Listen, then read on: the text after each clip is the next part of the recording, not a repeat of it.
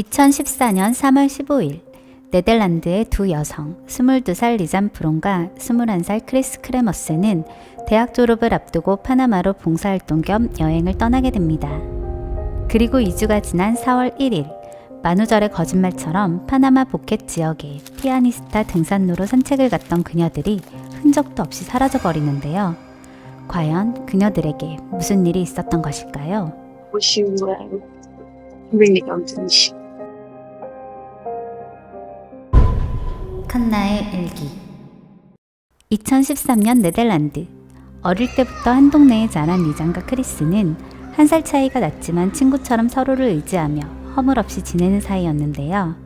매사에 의욕이 넘치며 진취적인 성격이었던 리잔은 배구 선수를, 책임감이 강하고 사교성이 좋았던 크리스는 미술 교육학자를 꿈꾸며 대학에서 열심히 공부를 했다고 합니다.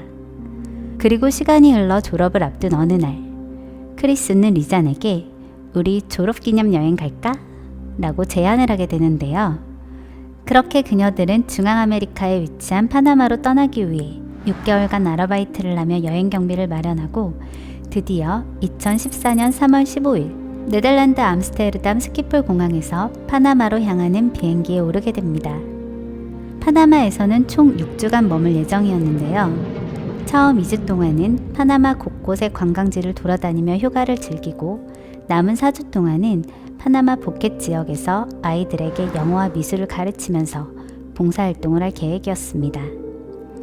그녀들은 계획대로 처음 2주간 관광지를 여행하며 많은 사람을 만나고 SNS를 통해 여행 사진을 공유하며 자유를 만끽했습니다. 그리고 2주가 지난 3월 29일 다음 일정을 진행하기 위해 보켓 지역으로 이동하는데요. 보켓에서 도착한 숙소는 그녀들의 여행 피로를 풀어주기에 완벽한 곳이었습니다. 그렇게 그곳에서 2일간 푹 쉬고 4월 1일 오전 10시 숙소의 반려견 블루와 함께 근처에 위치한 피아니스타 산책로로 트레킹을 떠나게 되는데요. 하지만 그날 저녁 숙소에 돌아온 것은 반려견 블루뿐. 숙소 주인은 늦게까지 기다렸지만 그녀들의 모습은 보이지 않았습니다. 처음에는 다 큰 성인이고 늦게까지 놀고 있겠구나 생각해서 대수롭지 않게 여겼다고 합니다. 하지만 다음 날 그녀들이 아침에 예약해놓은 등산 투어에도 모습을 나타내지 않자 불길한 예감의 마스터키를 가져와 그녀들의 방문을 열었고 숙소에는 아무도 없었습니다. 주인은 곧바로 경찰에 신고를 하는데요. 그렇게 4월 3일부터 그녀들의 실종에 대한 본격적인 수사가 시작됩니다. 파나마 경찰과 그 지역을 잘 아는 주민들, 그리고 네덜란드에서 파견된 경찰까지 나서서 총 10일 동안 숲을 샅샅이 뒤져봤지만 아무 흔적도 찾을 수 없었습니다. 그렇게 시리에 빠진 채 시간은 흘러갔고 10주가 지난 어느 날 한 여인이 가방을 들고 경찰서에 들어옵니다. 인근 동네 주민이었던 그녀는 강가 근처의 자신의 밭에서 가방을 발견했다고 했는데요. Nosotros, yo y él trabajamos cerca del río.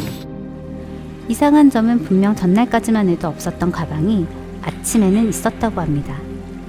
가방 안에는 속옷 2벌, 핸드폰 2개, 선글라스, 물병, 카메라, 그리고 여권이 있었고 그 여권의 주인은 리잔 프론. 그 가방은 실종된 리잔의 것이었습니다. 경찰은 그녀들의 핸드폰 통화 기록을 통해 실종 당시의 상황을 조사하게 되는데요. 여기서 밝혀진 안타까운 사실, 그녀들이 하이킹을 시작하고 1시간 뒤부터 무려 77차례나 구조 요청을 한 사실이 남아있었던 것이었습니다.